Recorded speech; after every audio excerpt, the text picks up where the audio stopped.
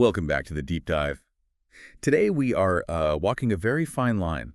We're looking at a book that sits right on the razor's edge between hard science, neuroscience, epigenetics, quantum physics, and, well, what a lot of people might dismiss as woo. It's a precarious place to be, for sure. It is. We are tackling Dr. Joe Dispenza's Becoming Supernatural. And I have to be honest with you right off the bat, when I first saw that title, my skepticism radar just started pinging like crazy. Supernatural.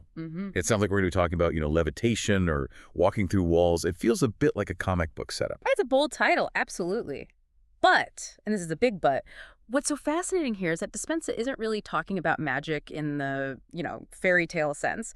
He's defining supernatural as the ability to change your body and your reality by changing your energy. He's arguing that common people, everyday folks, are doing the uncommon. They're healing from chronic diseases, having these profound mystical experiences.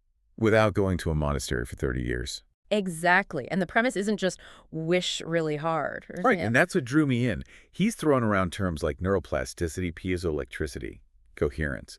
It feels less like a spell book and more like a user manual for the human body's hidden features. That is the perfect metaphor. Think of it as upgrading your software by using hardware you didn't even know you had. So the mission of this deep dive is really to strip away that mystic veneer and just look at the mechanisms we want to understand biologically. How can a person change their cells just by thought alone? Okay, so if we're going to talk about upgrading our software, we have to talk about the current operating system. And honestly, for most of us, it's buggy. We make resolutions to change. I'm going to be calmer. I'm going to get healthy. And by February, we're right back to the factory settings. Why is that so hard? This is where we have to start. It's one of the core concepts of the book, the thinking-feeling loop. The thinking-feeling loop. That's the trap. It sounds like a bad carnival ride. Break that down for us. So Dispenza simplifies the biology like this.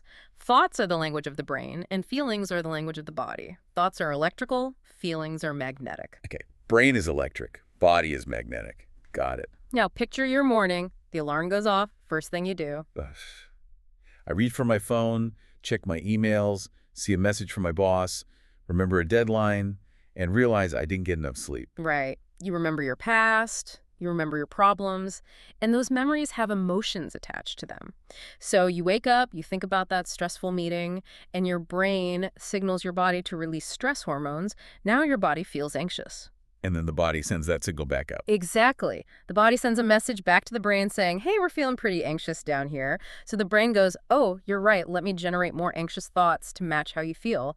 And now you're in the loop. Thinking creates feeling. Feeling creates thinking. Round and round you go. Yeah. Precisely. And here's the kicker, and this is the data point that really just stops you in your tracks.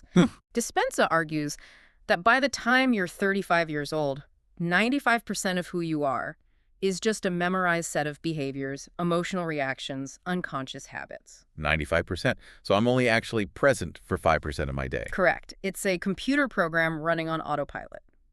You are thinking the same thoughts, doing the same things, feeling the same feelings every single day. Wow. And since your biology reflects your state of being, if your state never changes, your biology never changes. So that line, the body has become the mind, it means we aren't really making choices, we're just reacting. We are biologically addicted to our own stress. Think about it. If you define yourself by your problems, you might actually be addicted to feeling bad because it reaffirms who you think you are. It validates the ego. Yes. So to change your life, you have to do something incredibly difficult. You have to think greater than you feel. Think greater than you feel. I love that as a slogan, but practically, how do you do that? If my body is on autopilot 95% of the time, how do I grab the wheel? Well, you can't just grab the wheel while the car is going 100 miles an hour. You have to slow the car down first. Right. And this brings us to the second pillar, hacking the operating system with brainwaves. I've heard of alpha and beta waves, but I usually just associate them with, sleep trackers. How do they fit in here? So right now, we're in beta waves. This is the analytical mind. We're focused on the outer world, time, space, logic. High beta is when we're stressed. It's survival mode. I think that's my default setting, high beta, just constantly scanning for the next fire to put out. It's most people's default. But the problem is, the analytical mind acts as a barrier. It separates the conscious mind from the subconscious mind. And that subconscious is where the 95% program is running. So if I'm in high beta, all stressed out and I'm trying to think positive. It's not going to work. Dispenza says it's like trying to change your computer's operating system while you're furiously typing an email. You're locked out. You're just yelling at the screen. Exactly. To get access, you have to slow your brainwaves down. Move from beta into alpha, and then theta. This is the whole point of meditation. It's not just to relax. It's to lower the volume on the analytical mind so you can slip past that guard at the gate and enter the subconscious. And once you're in there, that's where the healing starts. That's where you get access to the autonomic nervous system, the ANS. That's the body's superintelligence. It keeps your heart beating, digests your food. Right. If I had to consciously manage my liver, I'd be dead in minutes. I can barely manage my calendar. We all would be. Now here's the key. When you're in high beta stress, the ANS thinks there's a tiger in the room. It diverts all energy to your arms and legs. It shuts down the immune system. Because who cares about a virus if you're about to be eaten? Right. But we aren't running from tigers, we're running from emails. The body doesn't know the difference. When you slow down into alpha or theta, the ANS gets the all-clear signal. It can finally step in and repair the body. So the goal of meditation isn't just to chill out. It's to literally open the door for the body's repair crew to get to work. That's a perfect way to put it. You're getting out of your own way. But it's not just about the brain. We have to talk about the engine of all this. We have to talk about the heart. Yeah, I noticed that section on heart intelligence. I usually think of the heart as just a pump. It's so much more than a pump. The heart has its own mini brain, about 40,000 neurons. It can learn and remember, but for this, what's really wild is its magnetic field. Okay. It's the strongest in the body, up to 5,000 times stronger than the brain's. 5,000 times. So when people talk about good vibes or a magnetic personality, that's a literal measurable field coming from their chest. You can measure it several feet away. Yeah. And the quality of that field is everything. He calls it coherence versus incoherence. Okay, define those. Think of a drummer. When you're stressed or angry, your heart rhythm is jagged, irregular. That's incoherence. It broadcasts a signal of static. It's like a drummer falling down a flight of stairs. And coherence. Coherence is when you feel elevated emotions. Gratitude, love, joy. The heart rhythm becomes orderly, rhythmic, like a perfect sine wave. And this right here is the key to epigenetics. Okay, hold on. Epigenetics. Mm-hmm. That's how genes get switched on and off, right? Not changing the code, just changing which parts get read. Exactly. The old model was your genes are your destiny. The new model is the environment signals the gene. But the environment is usually, diet or sunlight, external stuff. Yes, but the internal environment is chemical, and emotions are the chemical end product of an experience. So here's the hack. Usually we wait for something good to happen to feel gratitude, right? We wait for the promotion to feel success. Cause and effect. I need a reason to feel good. Right. But Dispenza says if you can generate that feeling, that heart coherence before the event happens, your body, which is objective, doesn't know the difference. It believes the good thing is happening now. So I sit here and just truly feel gratitude in my chest. My body thinks the thing I'm grateful for has already happened. Precisely. And because it thinks it's happening, it starts signaling new genes to make new proteins.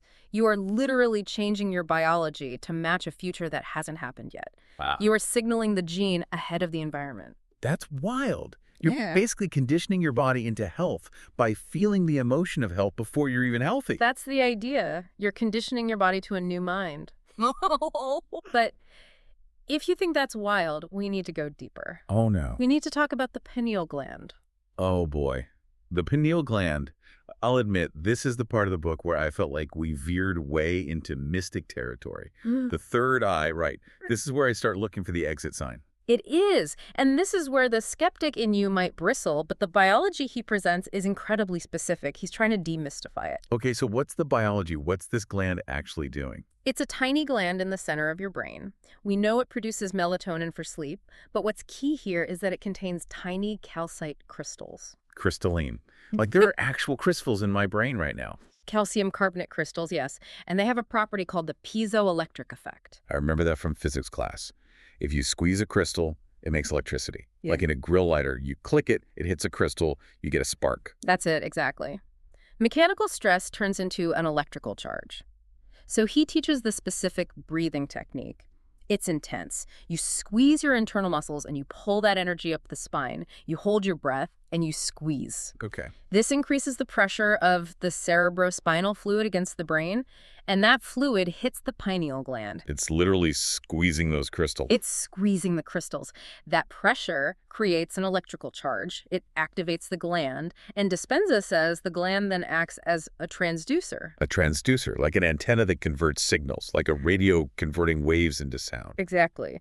The argument is, once it's activated, the pineal gland picks up frequencies from the quantum field information beyond our five senses and translates them into biological imagery. So this could explain those mystical visions people report.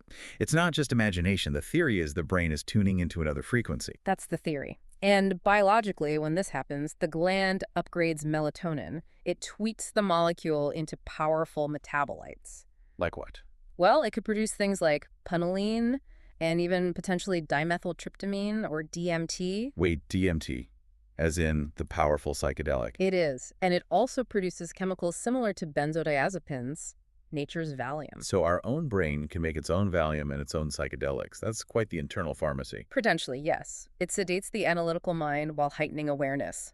He describes it as going from a fuzzy 1960s TV picture to an IMAX 3D experience of reality, a full sensory experience without your senses. It's a lot to take in. We've got crystals in our brain, heart magnets, hacking our own genetic code. But my question, the skeptic's question, is always, does it work? Is there proof? I need to see the receipts. Well, the book is full of brain scans and data, but the most compelling proof is usually the case studies. And the story of Anna is probably the most grounding one. Tell us about Anna.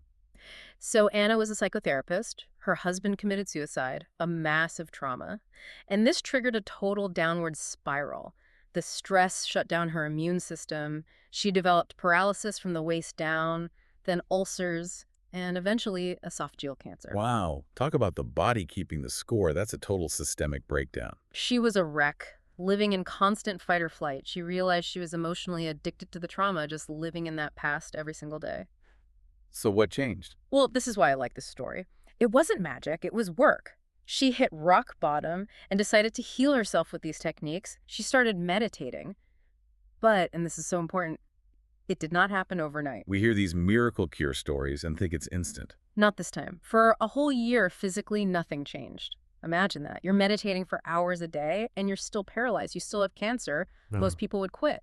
I'd quit after a week. I'd say, well, this nonsense doesn't work. But she refused to stop. Her rule was she would not get up from her meditation until she was in love with life, even with all the pain. That's the thinking greater than you feel part in action. It is. She had to feel gratitude for a healed body before it was healed. Yeah. She did the breath work, the heart coherence, all of it. And eventually. Eventually, the scale tipped. She described a moment where she just became nobody, no one, no thing. She connected to that quantum field, and when she came back, she just knew she was okay. And the medical results back that up. Her cancer vanished, the paralysis healed, the ulcers disappeared, spontaneous remission, the doctors called it.